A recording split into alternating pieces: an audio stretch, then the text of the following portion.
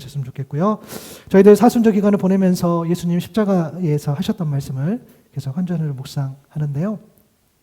오늘도 말씀도 되게 이제 우리 가운데는 굉장히 또 물론 유명한 말씀이긴 하나 또 부담스러운 말씀이기도 하고 또 여러 가지 또 해석이 가능한 말씀이기도 한데요. 오늘 말씀 다시 한번 46절의 말씀 한번 읽어볼까요? 시작. 제9시쯤에 예수께서 크게 소리질러 이르시되 엘리 엘리 라마 사박다니 하시니 이는 곧 나의 하나님 어찌하여 나를 버리셨나이까 하는 뜻이라. 아멘. 여러분 오늘 이 말씀을 더 이렇게 좀 깊이 있게 이렇게 묵상하기 위해서는 제가 두 가지 키워드에 좀 집중하려고 합니다. 첫 번째 키워드는 뭐냐면 바로 어둠입니다.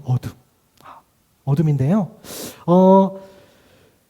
마가복음 15장 25절 말씀을 보면 여러분이 어둠하니까 이 말씀에 이제 시간이 나오는데요. 이제 오늘 본문하고 이제 평행본 마가복음 보시면 마가복음 15장 25절을 보니까 제3시가 되어서 십자가에 못 박았다고 이제 기록이 되어 있죠. 그리고 오늘 본문 보니까 제6시에 온 땅에 어둠. 첫 번째 키워드죠. 어둠이 임해서 제9시까지 계속됐다 그랬고 그리고 46절 상반절을 보니까 제9시쯤에 예수께서 크게 소리질러 이르시되 라는 어떤 시간의 흐름을 우리가 보게 되는데요. 여러분 성경에 이 언급된 시간은 우리가 인지하는 시간 좀 달라요. 우리가 지금 인지하는 시간. 그래서 보통 6시간을 더하면 됩니다. 그러니까 6시간을 더하면 대략적인 우리의 시간이 나오는데요. 여기서 제3시면 오전 9시를 이야기하고 그리고 제6시면 그럼 몇 시죠? 12시, 오전, 이게 정오 12시죠? 그리고 제9시면 오후 3시. 예. 갑자기 산수가 나오니까 여러분들 어려워. 이거 어려우면 어떻게 하지? 3시, 6시, 9시가 나왔죠. 그래서 예수님의 십자가 사건은 대략 이렇게 정리가 되지요. 오전 9시에 십자가에 못 박히시고 그리고 오전 9시부터 12시에 우리가 지금까지 묵상했던 그 대략적인 겁니다.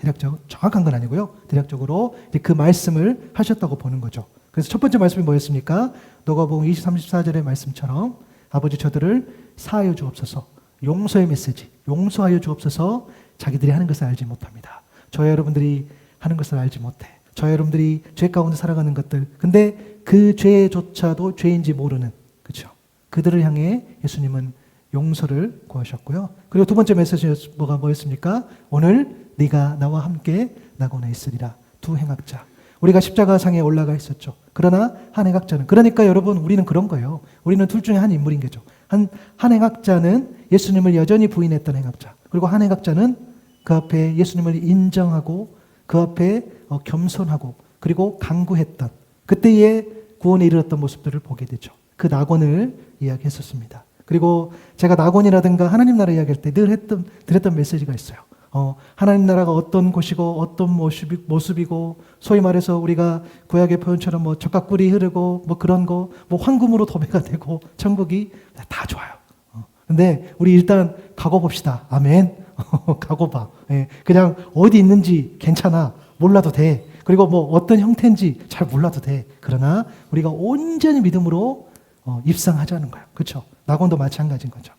그 낙원이 뭘까 잘 모르겠어요. 그러나 우리 주님과 함께 있을 때의 하나님 나라 낙원인 줄로 믿습니다. 그래서 우리가 어떻게 하면 주님과 함께 있을지를 어떻게 살아갈지를 더 고민했으면 좋겠고요. 그리고 세 번째 메시지가 뭐였습니까? 여자의 보소서 아들입니다. 보라 내 어머니라. 어머니를 돌보는 듯한 그런 메시지 그것도 맞고요. 그리고 예수님의 어떤 공적인 사역인 것을 이야기하시면서 어머니를 걱정하지만 지금 물론 내가 너무너무 힘들지만 연약함으로 내가 당신의 아들로서 너무너무 부모가 보면 얼마나 힘들겠어요. 자녀가 힘든데 그러나 그것은 아버지의 길을 가는 거니 염려하지 마십시오. 라는 메시지까지 담겨 있지 않았을까라는 것들도 우리가 묵상했습니다. 그리고 여러분 오후 12시부터 3시까지 오늘 본문에 보니까 어둠이 임했다라고 되어 있어요. 그렇죠? 물론 제가 예수님의 침묵이라는 표현을 썼는데 너무 힘들기 때문에 어쩔 수 없는 침묵이었을 수 있겠죠. 그렇잖아요. 지금 고문이잖아요. 고문당하고 있고 매맞고 있는데 그 아픔들이 있을 수 있죠. 그러나 또 어떤 면에서는 또 일부러 어떤 말씀을 안 하셨을 수도 있고요. 그리고 오후 3시인데 사실은 오늘부터 네 번째, 다섯 번째, 여섯 번째 이렇게 어떤 그런 소위 말해서 예수님의 그런 말씀들은 사실은 거의 한 호흡이 가는 거예요. 왜냐하면 이제 예수님 그렇잖아요. 오후 제 3시에 십자가를 지셨는데 9시까지 갔기 때문에 이제는 사실은 이제 곧 돌아가시는 그런 과정이죠. 그래서 그 이후에 이제 네 마디 말씀을 봤다고 보통 저희가 그렇게 해석을 합니다. 오늘 본문 보니까 갑자기 그 과정 가운데에 어둠이 임했단 말이에요. 마태복음 27장 45절을 보니까 제6시로부터 온 땅에 어둠이 임하여서 제9시까지 계속되더니, 그러니까 약 3시간 정도의 시간의 흐름이 어둠이 임했다 했어요. 여러분 이때 온 땅에 어둠이 임했다 했을 때 이 온 땅은요, 기본적으로 어떤 지역을 가리킬 때 쓰이기도 하고, 그리고 지구 전체를 표현할 때도 이 단어를 씁니다. 그런데 여기에서는 유대 지역일 가능성이 높죠. 보통 그렇게 해석하죠. 그러니까 굉장히 간편적인 것. 온 세상이 어둠이었던 것이 아니라 그 지역. 그렇죠. 예수님이 십자가 지실 때 그 유대 지역에 어둠이 임했을 거라고. 그러니까 굉장히 특별한 현상으로 보여집니다. 그러면 어둠이 왔어요. 그러면 우리가 언뜻 그 자연 현상을 생각해 보면 우리가 잘 아는 그런 일식 현상일 수 있겠죠. 그렇게 생각할 수 있겠죠. 달이 태양을 가려서 태양의 일부 또는 그 전부가 보이지 않게 되는 그런 현상.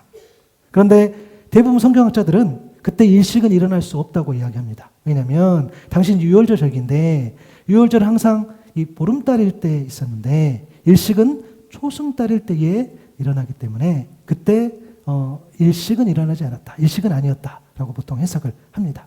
그렇다면 어두웠어요. 그러면 짙은 먹구름 아니면 우리 사막이나 그럴 때 우리가 직접 경험한 건 아니지만 우리가 영화나 드라마나 같은 데 보면은 그런 모래폭풍 같은 거 일어나잖아요. 그러면 그런 현상 때문에 어둠이었지 않았을까라고 우리가 생각해 볼 수 있습니다. 그런데 하필이면 예수님께서 십자가 지실 때 하필이면 그때 어둠이 일어나고, 그리고 가장 밝아야 할 정오부터 오후 3시까지 그렇잖아요. 그 낮 시간 동안 가장 밝고 가장 어떤 환한 그 시간이지요. 그때에 온 땅에 어둠이 계속됐다.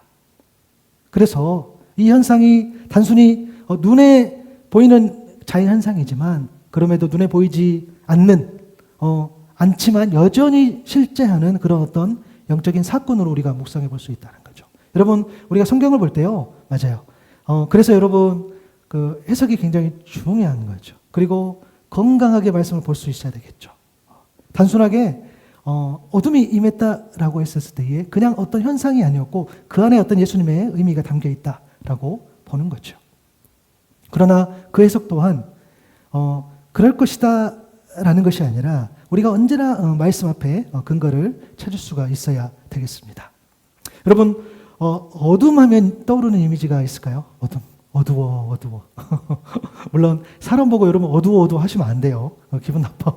그럴 수 있죠. 어둠들. 우리가 보통 어둠을 이야기할 때는 이제 빛을 이야기하죠. 빛과 어둠. 말 그대로 눈에 보이는 현상으로는 이제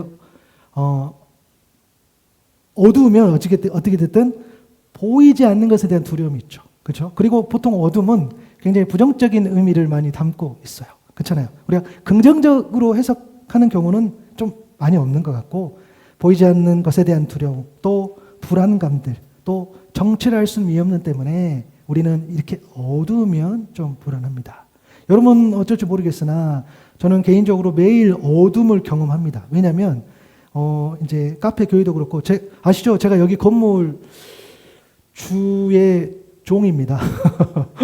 제가 문 열고 문 닫고 다 하기 때문에, 그리고 일찍 오고 또 늦게 가고 이렇게 하기 때문에, 그리고 여러분 되게 저도 처음엔 되게 무섭더라고요. 여기 이제 다니면서 여기 이제 불 끄고 아무도 없어요. 근데 아무도 없는데 가끔 한 번씩 소리 나. 그럼 무섭겠습니까? 안 무섭겠습니까?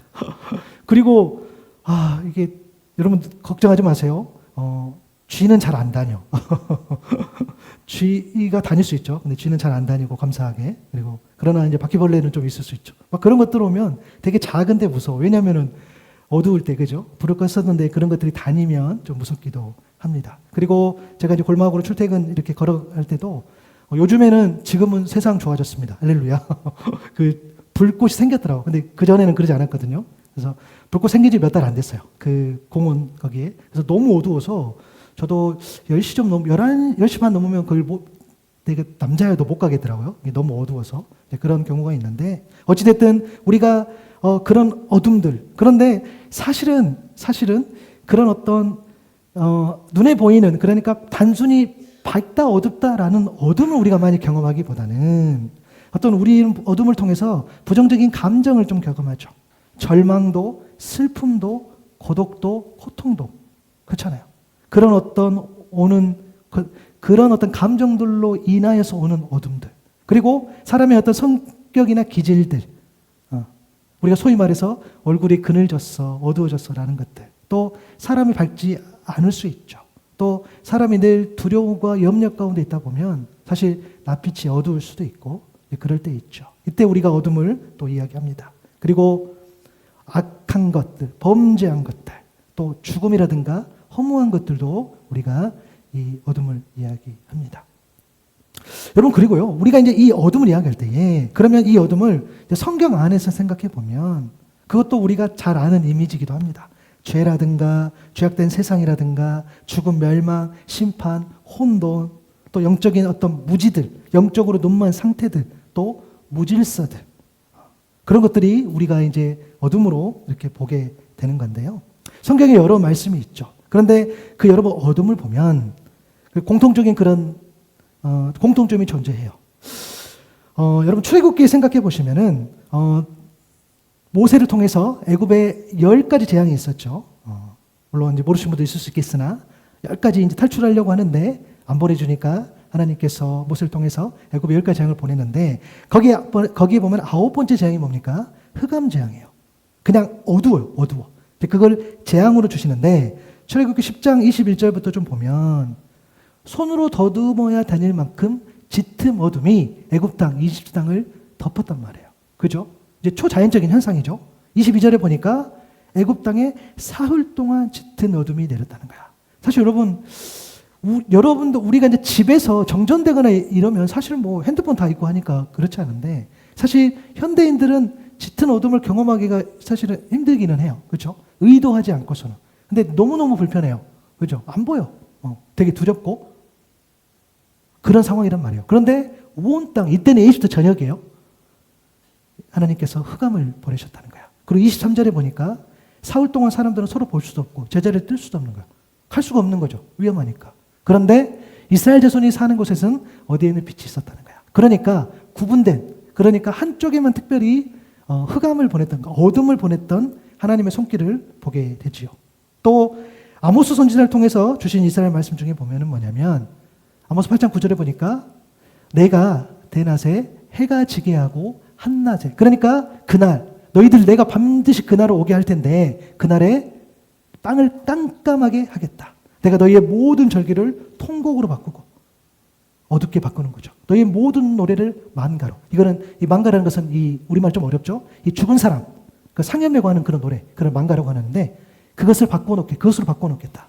내가 모든 사람에게 굵은 베옷을 입히고 대머리가 되게 하고 또 통곡하게 하고 마지막이 비통한 날이 되게 하겠다. 내가 너희들을 어둡게 하고 또 어둡게 하겠다.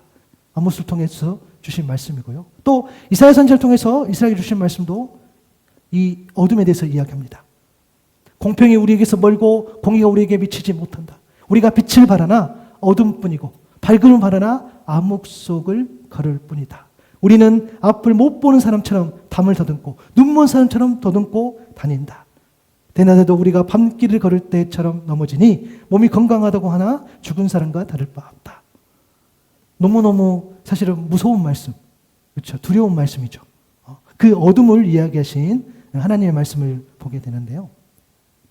공통점이 뭐냐면 이 하나님이 어둠을 보내신 이유, 사실은 뭡니까?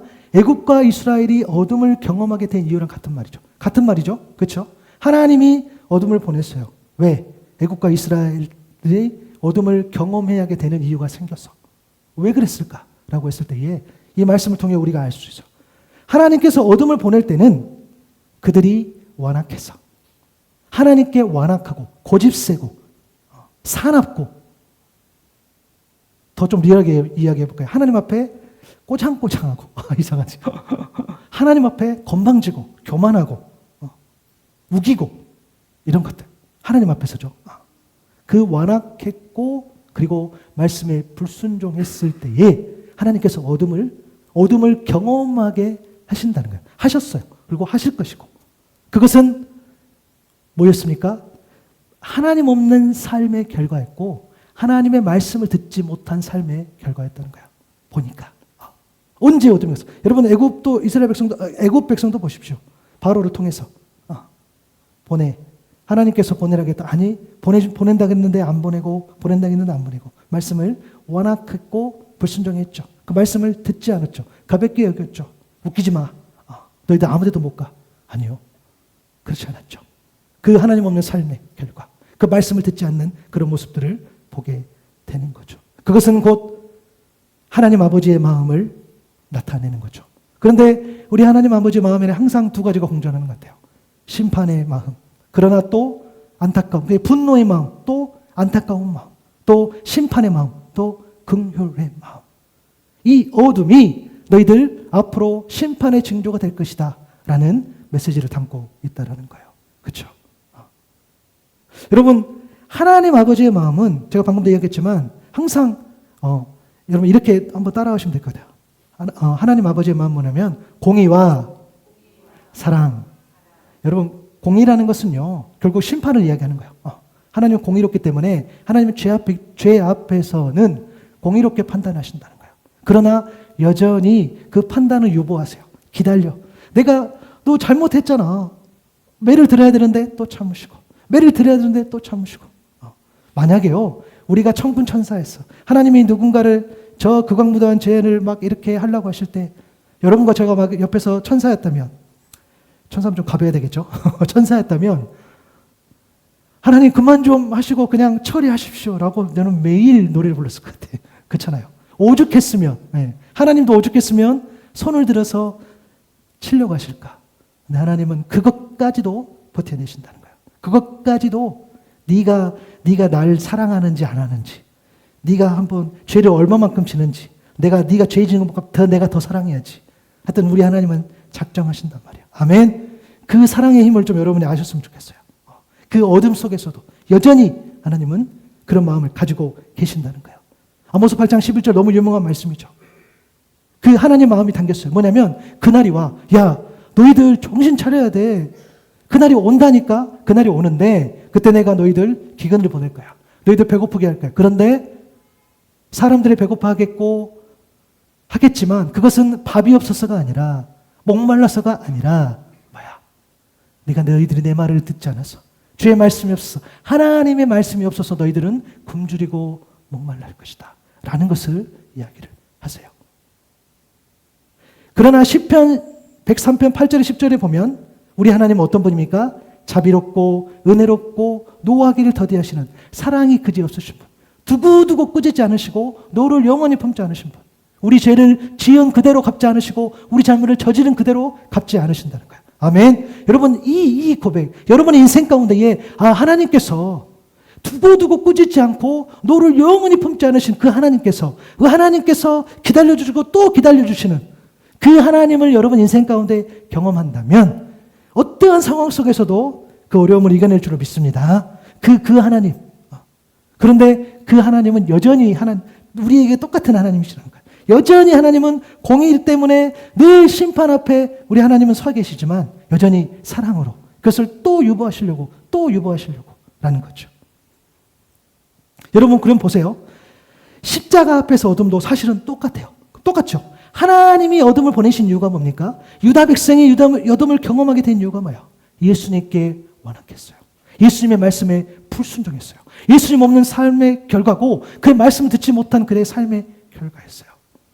여러분 너무너무 똑같아요. 사실은 똑같아요.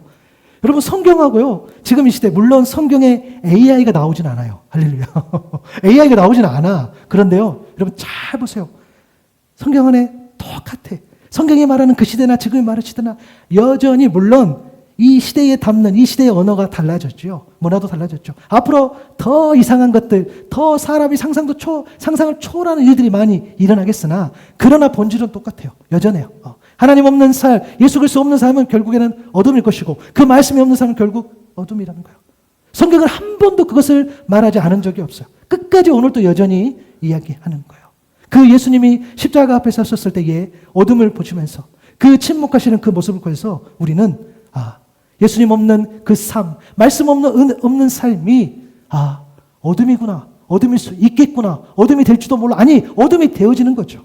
여러분의 인생 가운데에 주의 말씀이 없고 여러분의 인생 가운데에 하나님을 향한 예배가 없다면 제60부터 90까지 임한 그 어둠이 우리에게도 임한다는 거예요. 어두워. 어두워. 그럼 어떻게 해야 돼? 그래서 대신 예수를 붙잡고 나아가는 것이겠죠. 여러분, 우리는 지금도요, 사실은 어둠을 살아가고 있어요. 이번 주 이렇게 말씀 준비하면서 제가 너무 불편한 기사를 봤어요. 이렇게 사진 한번 보면 이게 이제 CBS에서 나온 기사긴 한데, 여러분, 한국 교회를 아무도 신뢰하지 않아요. 죄송해요. 여러분, 우리 얼굴에 침 뱉는 거지만 그래도 우리가 알아야 돼. 우리가 알아야 돼. 이거는 기훈실에서 만든 자료인 것 같아요. 너무 감사하더라고요. 이 CBS 어떤 기사를 내용을 이렇게 담은 건데, 이렇게 보시면 알겠지만 교회를 75.4%가 사람들이 이제 신뢰하지 않아요. 이제 여러분 몇 명 안 남았어. 신뢰하는 사람. 여러분들 이 2명 중에 한 분이에요, 여러분들. 반갑습니다. 여러분 이 파란 색깔 신뢰하지 않아요. 더 슬픈 거, 여러분 73%가 신뢰하지 않아. 여러분 중에 우리 한 10분 계시니까 7명은 저를 신뢰하지 않는다는 거예요. 주여. 그럴 수 있죠. 교회 내부에서도 여전히 목회자를 신뢰하는 모습들이 보이게 되는 거죠. 그리고 보시면 알겠지만 우리 교회, 왜 사람들이 교회를 싫어하냐? 늘 교회만 이기적이다는 거예요. 교회 이익들. 그리고 나만 옳다고 소통이 안 된다는 거예요. 그래서 정말 저와 여러분요, 우리가 교회 안에 있다 보니까 우리가 그렇게 생각할 수 있어요. 맞아. 교회에서 봉사하고 수고하고 봉사하고 너무너무 중요하죠. 또 물론 예배는 좀 다릅니다. 이럴 때는. 그러나 그건 우리의 본질이니까 우리가 뭔가를 교회 안에서 활발하게 활동하고 이런 것들에 대해서 우리가 좋아할 수 있죠. 필요하죠. 또 그렇게 되기를 바라요. 그러나 여러분, 세상의 시선은 좀 다를 수 있다는 걸 말씀드리는 거예요. 세상에서 필요한 건 뭡니까? 그들이 우리에게 요구하는 것은 여러분이 여기에서 충성하고 봉사하고를 세상 사람들이 보는 게 아니라, 그것을 통해서 교회다라고 보는 것이 아니라, 여러분이 세상 가운데서 윤리적이고 여러분이 세상 가운데 도덕적이고 그 공공성이 회복됐을 때에, 그것을 기대했을 때에 세상은 그때의 교회를 교회답다라고 생각한다는 거예요. 지금 그것을 보고 있다라는 거예요. 그래서 교회가 단순하게 저 끝에 가보면은 정신적으로 위로하고 어떤 그런 복지들, 물론 교회 오면 맞아요. 여러분들 아는 분들이 그런 분들이 있어요. 신앙생활 안 하시지만 그래도 교회 한 번씩 가면은 마음이 편하다 하시는 분들 없어요? 이제 그것마저도 없어진 것 같아요. 그죠? 있었어. 또 있기를 바라고. 그렇죠? 그런데 이제 그런 게 아니죠. 앞으로는요, 여러분 분명히 말씀드려요. 세상 사람들이 믿지 않는 자가 우리에게 기대하는 것은 저거예요, 저거. 우리가 얼마나 정직하냐, 우리가 얼마나 거짓말하지 않는다. 아주 너무너무 기본적인 것을 요구한다는 거예요. 그렇죠? 그래서 늘 교회 이익보다는 공익을 사실 우선시할 수 있어야 되는 것이 이 시대에 우리에게 필요한 것들인 거죠. 그리고 정말 교회담을 막는 것 중에 하나가, 요즘에 세상 분들이, 그러니까 믿지 않는 자, 교회 밖에서 하는 것 중에 또 강력하게 말하는 것 중에 하나가 이 목회자들이 정치에 참여하는 것, 그런 발언들.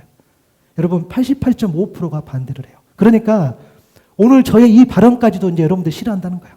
제가 아무리 뭔가를 중립적으로 이야기한다 해도 그 자체를 이제는 세상은 싫어한다는 거예요.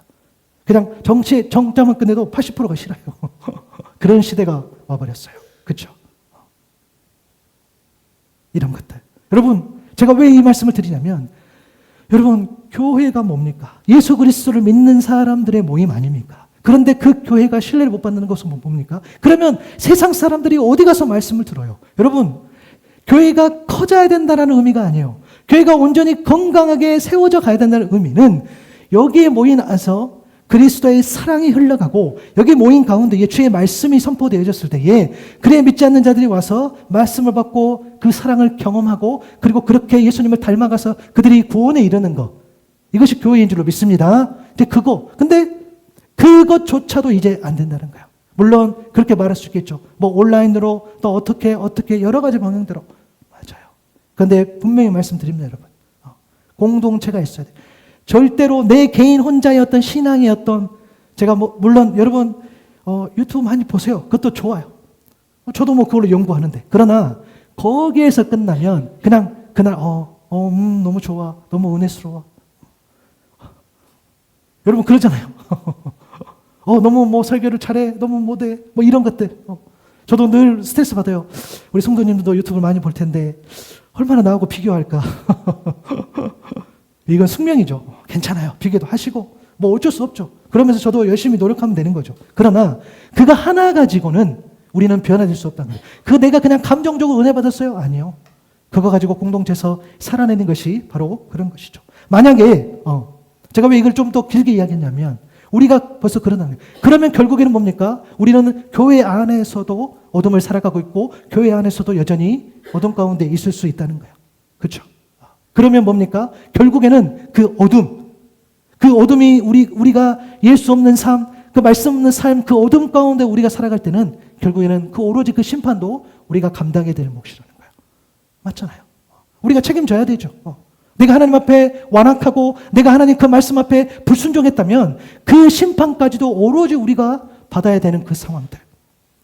그런데 이 심판이 죄를 위한 어떤 구속의 희생으로 대신 예수님께 임한 사건이 바로 십자가인 줄로 믿습니다. 그러니까 우리가 받아야 될 그 어둠의 어떤 심판들, 우리가 짊어져야 될 그 어둠의 어떤 그런 아픔들을 우리가 감당해야 될 그 오롯이 감당해야 될 그 우리 건데, 우리의 죄된 문제인데 예수님께서 십자가로 받아주신다는 거예요. 즉 예수님께서 이렇게 십자가에서 손 벌리고 우리의 죄를 커버해 주신다는 거예요. 오늘 본문 46절에 다시 봐보면 나의 하나님 어찌하여 나를 버리셨나이까. 여러분 엘레일리 라마 사막다니는 표현은 사실은 히브리어하고 아람어, 예수님 당시 쓰신 언어가 좀 섞인 표현이긴 해요. 그래서 사실 그거는 여러분 좀 물론 기억하도 좋지만 좀 잊어버려도 괜찮아요. 그러나 이것은 좀 잊어버리면 안 좋겠어요. 나의 하나님 어찌하여 나를 버리셨나이까. 여러분 첫 번째 키워드가 어둠이었어요. 여러분 어둠의 이미지를 좀 기억하시고 두 번째 키워드는 뭡니까? 이 버림입니다. 버림. 굉장히 충격적인 말씀이에요. 왜요? 사실 우리는요 예수님과 하나님 사이의 관계가 어떠한 것인지를 완전히 이해할 수는 없어요. 완전히. 그렇죠? 우리는 삼위일체 하나님, 그러니까 성부와 성자와 성령 하나님의 어떤 관계를 믿음으로 고백하죠. 맞아요. 서로 구별되지만 본질적인 하나의 그 관계, 그 신비한 관계. 그래서 우리가 믿음으로 고백하고 우리가 믿고 나아가는데, 그런데 마침 예수님께서 십자가상에서 나를 버리셨습니까 하는 그런 버림을 이야기하니까 사실 받아들이기가 힘든 메시지이기도 합니다. 여러분 실제로 예수님은요 그 공생의 때에 이렇게 말씀하셨어요. 요한복음 5장 17절 한번 읽어볼까요? 읽겠습니다. 시작. 예수께서 그들에게 이르시되 내 아버지께서 이제까지 일하시니 나도 일한다 하시매. 아멘. 30절도 읽어볼까요? 시작. 나와 아버지는 하나이니라 하신대. 아멘. 여러분 이 말씀에도 공통점이 있어요. 저 말씀을 하시고 예수님이 죽을 뻔했어요. 돌아가실 뻔했어. 내 아버지께서 이제까지 일하니 나도 일한다. 안식일 때. 예수 저 죽일 놈. 그 분위기가 그래요. 물론 성경에 죽일 놈이 써진 게 아니에요. 그렇게 표현해요. 나와 아버지는 하나다. 저 그냥 극악무도한 돌을 집어서 던져서 예수님을 가하려 했던 그런 말이 제가 상상해서 표현한 게 아니라 성경에 다 나와 있어요. 그 정도로, 그렇죠? 예수님 몰랐을까요? 예수님께서 저렇게 말씀하셨을 때에 누군가는 돌을 들라고 하고 누군가 나를 죽이려고 하는 걸 몰랐을까요? 아니요. 예수님 모르지 않으셨을까요? 그러나 예수님은 때에 따라서 예수님과 또 하나님의 관계를 선포하십니다. 이야기를 하십니다. 왜? 정말 하나님과 예수님 말씀처럼 나와 아버지는 하나이니까. 또 아버지께서 이제까지 일하시니까 나도 일한다. 이게 진리니까, 맞으니까. 그렇죠? 그런 예수님께서 하나님 앞에 나를 버리셨다. 이것도 조금 이해가 안 돼요. 받아들이기 어려운 거죠. 또 해볼까요? 여러분 예수님 십자가 길을 그 과정에서요. 예수님은요 항상 한결같이, 그러니까 십자가를 여러분 예수님은요 본인이 감당한 거, 본인이 선택한 거, 본인의 사명의 길, 그 부르심 앞에 본인이 순종한 줄로 믿습니다. 예수님 그렇게 하셨다는 거예요. 제자들에게 내가 이 십자가, 내가 이 고난의 길, 내가 간다. 3번이나 계셨어요. 야, 내가 십자가 질 거거든. 내가 또 죽고 내가 또 부활하거든. 그 이야기를 하셨어요. 3번이나. 또 자신을 파는 사람이 자신과 함께했던 사람 끝까지, 그리고 내가 걷어서 같이 먹이고 좀 그러죠. 먹이고 같이 공부하고 같이 다니고 같이 어떤 복음을 이야기했던 그 제자 중에 하나였던 그 유다였다는 것도 예수님은 아셔. 그 발까지 시켰다. 그 알았단 말이에요. 또 자신의 끌고 갔던 그 병사의 귀를 베드로가 그 베어버리죠. 성경에 나오죠. 그런데 예수님 그렇게 하지 마라. 그것까지도 용서해 주시고 그 병사의 귀를 고쳐줬던 그런 예수님. 또 신문 맞는 과정에도, 그리고 십자가 질 때도 여전히 그 모습으로 흔들리지 않았단 말이에요. 그러니까 예수님의 십자가는 예수님 본인의 선택이셨어요. 본인이 그 길을 가셨단 말이에요. 그런데 모르고 간 것도 아닌 그 길인데 나의 하나님 어찌하여 나를 버리셨습니까? 라는 이 고백을 할 수 있을까라는 거죠. 그럼 결국에는 예수님의 어떤 숨은 의도가 있지 않았을까? 우리가 한번 고민해 보는 거죠. 사실 이 말씀은요 여러 가지로 해석이 돼요.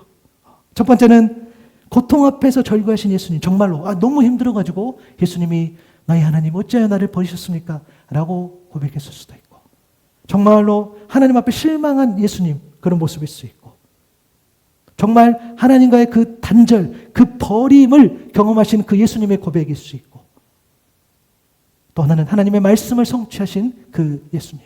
실제로 마태복음도 여러 부분 우리가 예수님께서 인용하세요. 그 구약의 말씀, 이 말씀을 이루려 합니다. 동일하게 이 메시지도 실제로 시편 22편 1절과 2절에 보면, 그래서 시편 22편이 너무너무 그 중요한 시편인데요.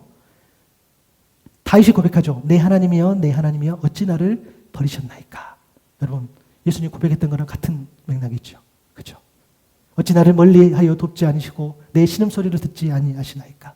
내 하나님이여 내가 낮에도 부르짖고 밤에도 잠잠하지 아니하오나 응답하지 아니하시나이다. 라는 이 시편의 분위기 맞아요.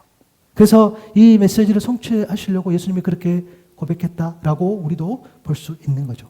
사실 첫 번째 그 방금 그 1, 2, 3, 4 되어 있던 거 보시면은 첫 번째, 두 번째 그 어떤 해석은 조금 뭐랄까 지금까지 예수님의 말과 행보로는 조금 이해하기 어렵기는 해요.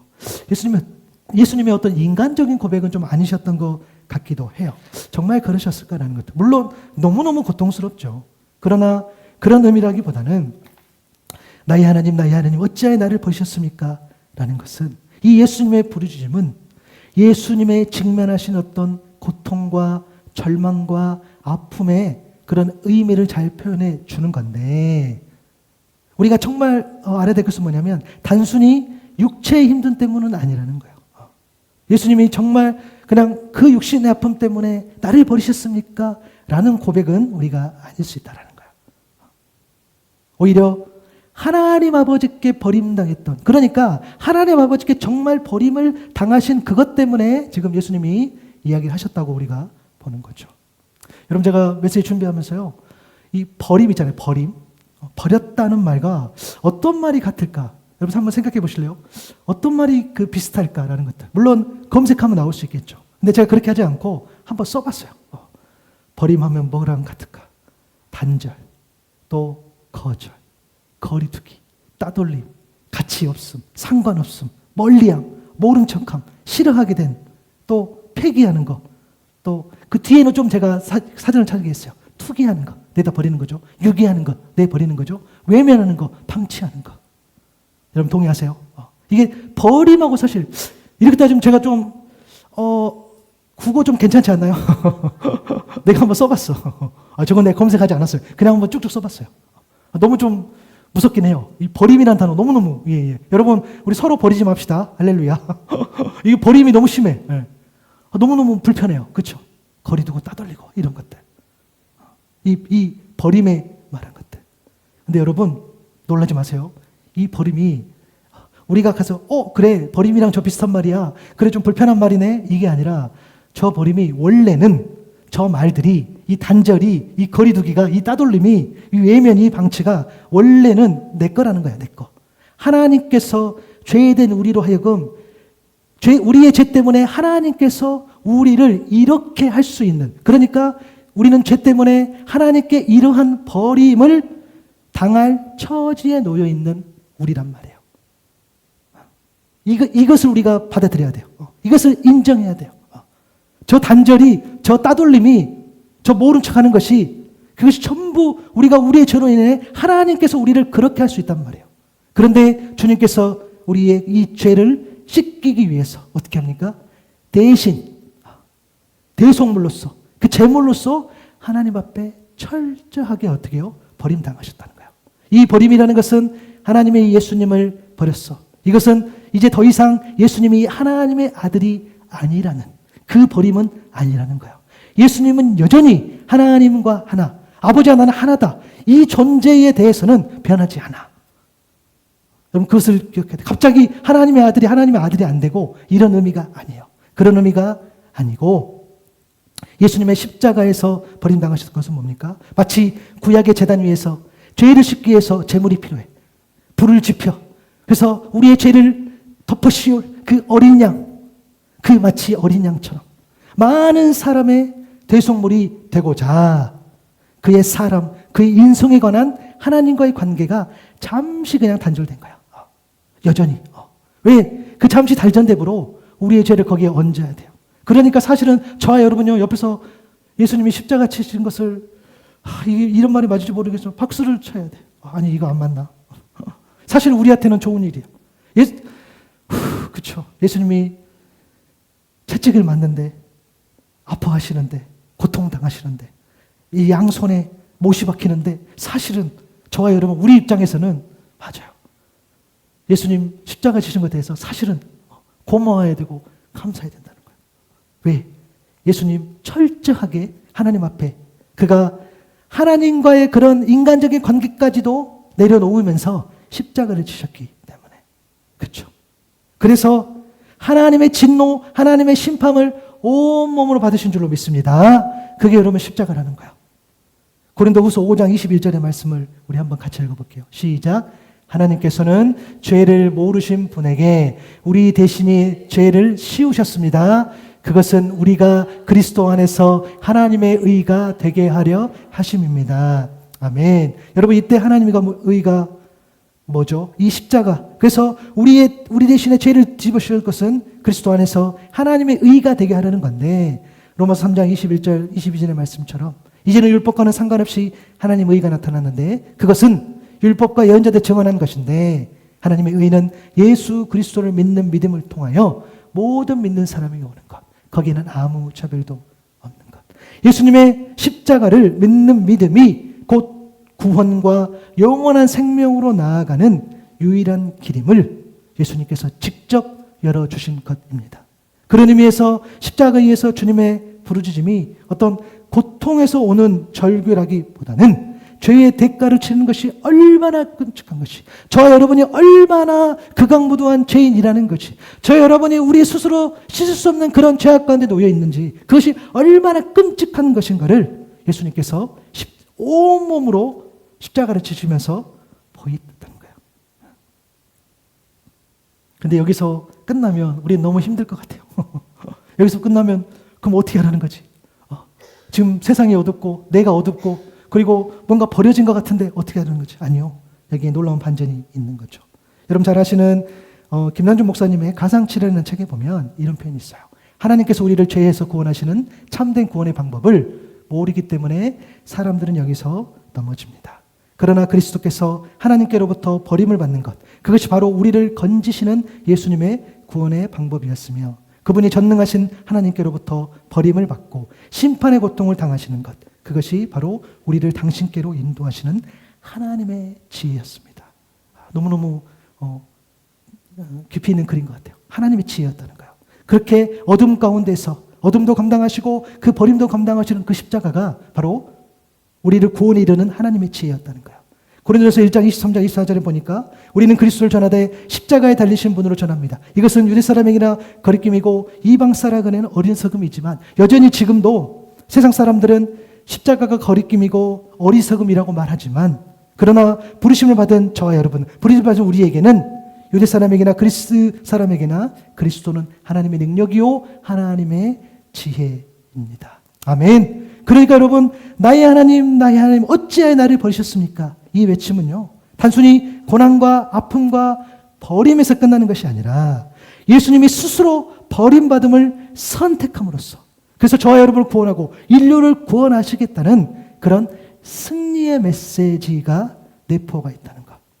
그 승리의 메시지가 사실은 담겨 있다는 것. 그 증거가 바로 여러분 시편 22편의 말씀이라는 거예요. 그래서 그 예수님의 말씀이 그 인용을 했다고 우리가 보는 거죠. 여러분, 하나님의 말씀이 정말 내 말씀이구나 하는 그런 여러분 경험이 있습니까? 있기를 바랍니다. 우리 그럴 때 있잖아요. 내가 주일 예배 때 혹은 특별한 예배 때 아니면 내가 개인적으로 예배를 드릴 때에 말씀 묵상할 때에 혹은 내가 필사를 할 때에 혹은 어디 기도회를 참여했을 때 아니면 내가 우연히 어떤 글을 보거나 들었을 때에 혹은 내가 유튜브를 통해서 뭔가를 봤었을 때에 그럴 때 우리 있잖아요. 갑자기 꽂혀. 맞아. 정말 그랬구나. 정말 그랬구나 라는 것들. 여러분, 이건 제가 25년 전에 경험한 건데요. 25년 전 하니까 굉장히 제가 나이가 많은 것 같은데 그건 아니고 저는 이 간증을 제가 평생 할지도 모르겠어요. 이런 이야기 한 번씩 할 것 같아요. 뭐냐면 그때 아마 제가 대학생 1학년이었던 것 같긴 한데 이제 그때 이제 섬기던 교회, 그때는 신학을 한 건 아니었으니까 그 청년부 모임에 이제 소모임이죠. 그 소모임에 그 리더 하셨던 어떤 그 리더 형께서 숙제를 내준 거야. 숙제가 뭐냐면 주중에 로마서 말씀을 읽어오는 겁니다. 근데 제 기억으로는 로마서를 1장부터 8장까지 읽어오라고 한 건지 아니면은 로마서가 16장까지 있는데 다 읽어오라니 거기까지는 기억이 안 나는데 이제 요건 기억나요. 뭐냐면 로마서를 이제 여러분들이 한 장씩 읽어가는데 8장에서 여러분이 완전히 무너질 것이다. 이런 이야기를 하더라고요. 왜냐하면 로마서 8장이 이제 우리가 보석이라는 표현도 쓰고 여러분이 어디서 들어본 듯한 말씀이 로마서 8장에 다 나와 있어요. 그렇죠? 너무너무 귀한 말씀이죠. 물론 로마서의 모든 말씀들이 많이 인용되기 때문에 다 들었던 말씀이긴 하겠지만 그래서 그렇게 이야기를 하고 정말로 제가 그래서 그 중에 또 여러분 제가 생각보다 순종합니다. 순종해요. 여러분들 제가 요청하면 순종하신지 안 하는지 잘 모르겠는데 순종해. 그날 제가 모르겠어요. 순종했어. 그래서 한 장 읽고 2장 읽고 이렇게 가는데 와 정말 8장에서요 여러분 제가 머리부터 발끝까지 전율을 하더라고요. 그 로마서 8장 그 엄청난 말씀. 로마서 1장부터 보면은 사실 로마서 말씀이 딱딱합니다. 그렇죠? 믿음이라든가 또 죄의 문제 또 성령의 어떤 삶의 그런 문제. 그러나 그 8장의 절정에 갔을 때는 주님의 끊을 수 없는 그 사랑. 맞아요. 온몸이 전율하더라고요. 그래서 로마서 말씀 지금도 너무 좋아하지만 또 그 경험이 있어요. 어떤 메시지를 받은 것은 그것까지는 기억은 안 나지만 오래돼서 그러나 그 충격은 여전해요. 와 그렇구나. 그렇게도 우리가 말씀을 보게 되는구나 라는 거죠. 마찬가지로 여러분 제가 이번 주 말씀 묵상하면서 시편 22편을 어떻게 여러분들이 설명할 수 있을까? 안 돼. 물론 31절까지 길기도 합니다. 그런데 저도 많이 이번 주에 회개했어요. 뭐냐면 시편 22편을 저도 잘 묵상하거나 그랬던 것 같지는 않아요. 그냥 시편 22편 하면 우리가 아는 것처럼 메시아 시편이고 예수님의 어떤 고난과 그런 내용들 담겨 있고 이런 어떤 교과서적인 내용들 틀린 말은 아니죠. 근데 그런 내용들을 보게 되니까 그러면서 제가 주중에 시편 22편을 쭉 읽어 내려갔어요. 몇 번 봤어요. 여러분 우리 카페에 스타벅스 존이 있는 거 알죠? 할렐루야. 그 창문에 있죠. 제가 거기서 밤에 이렇게 어떤 날은 이렇게 제가 이제 서서 이렇게 손님 받으면서 손님 몇 분 안 계시지만 이렇게 볼 때도 있는데 제가 여러 번 읽었어요. 너무 감사해요. 그렇구나. 달리 설명할 방법이 없구나. 그래, 그냥 이 말씀을 읽자. 이 말씀이 조금 길어도 여러분들 이제 저희가 한번 말씀을 쭉 한번 읽어볼 텐데 예수님께서 그 고백했던 그러니까 1절에 2절에는 굉장히 불편한 고백을 하지만 여러분 그 말씀 전체를 보면 그래서 예수님께서 십자가를 지셨을 때에 단순히 내 육신의 고난과 아픔만으로는 지지 않으셨구나라는 것들이 그냥 어떤 영적인 감동으로 오더라고요. 여러분, 우리 시편 22편 1절부터 좀 봐봅시다. 여러분, 집중합시다.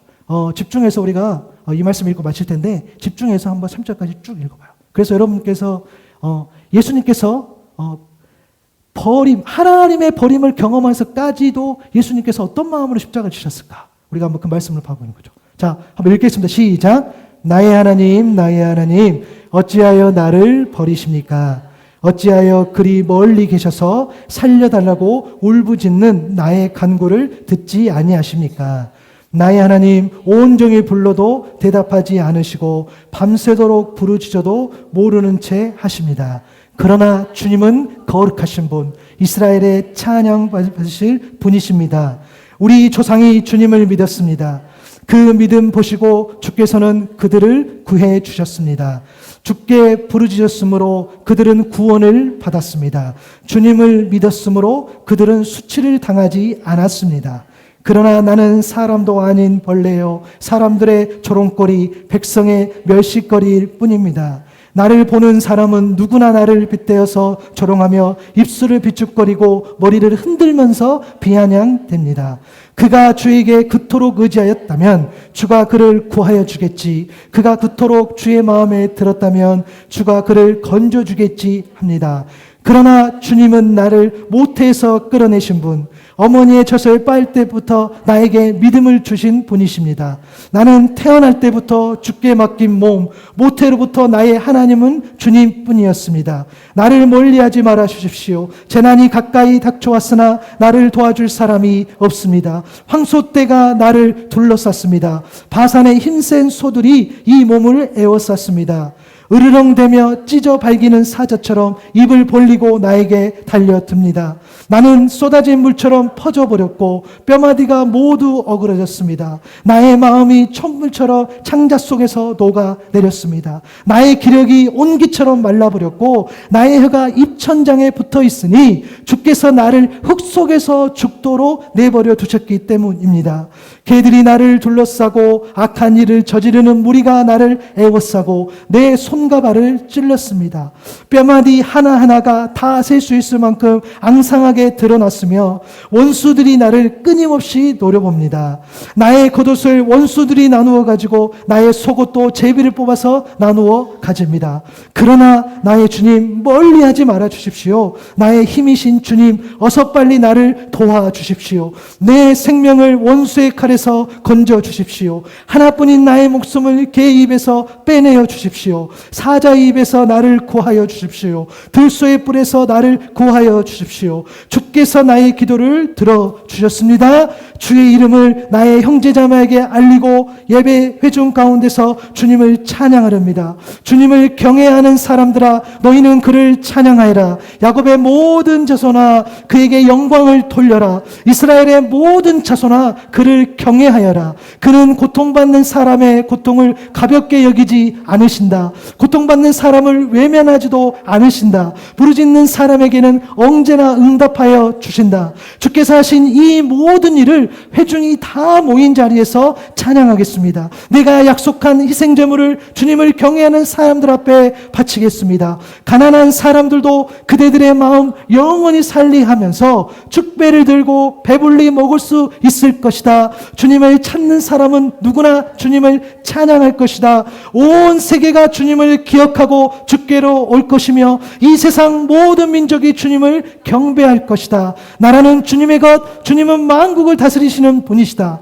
땅속에서 잠자는 자가 어떻게 주님을 공경하겠는가? 무덤으로 내려가는 자가 어떻게 주님을 경배하겠는가? 그러나 나는 주님을 위하여 살리니 내 자손이 주님을 섬기고 후세의 자손도 주님이 누구신지 들어 알고 아직 태어나지 않는 세대도 주께서 하실 일을 말하면서 주께서 그의 백성을 구원하셨다 하고 선포할 것이다. 아멘. 아멘. 여러분, 주중에 꼭 돌아가셔서 제가 세번역 버전으로 읽긴 했지만 개혁개정이 좀 여러분들 어려울 수 있으니 쉬운 성경을 잘 찾으셔서 읽어보시는 것도 좋은 것 같아요. 예수님은 십자가에서 가장 깊은 어둠, 그 버림을 통과하셨지만 그 자리에 통과하셨죠.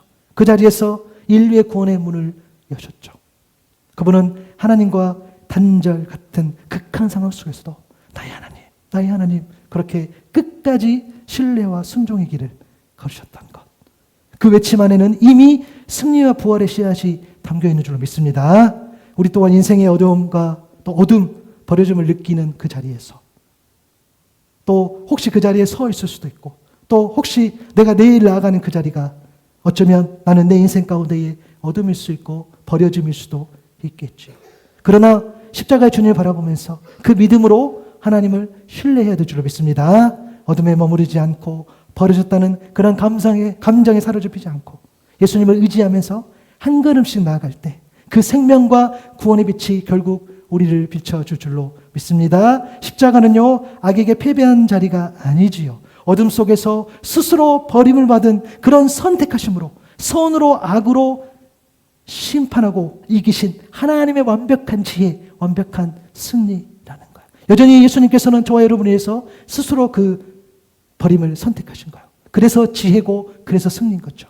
주님의 철저한 버림받음으로 인하여 우리는 영원한 하나님의 임재 안에서 살게 되었습니다.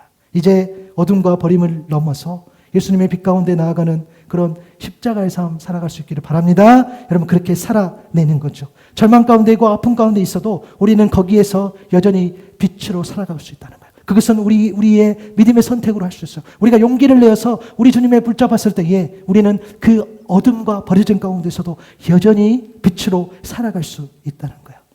어둠과 버림을 넘어서라는 그런 복음의 초청. 절망을 지나 소망으로 나아가는 그런 것이 바로 십자가의 길인 거예요.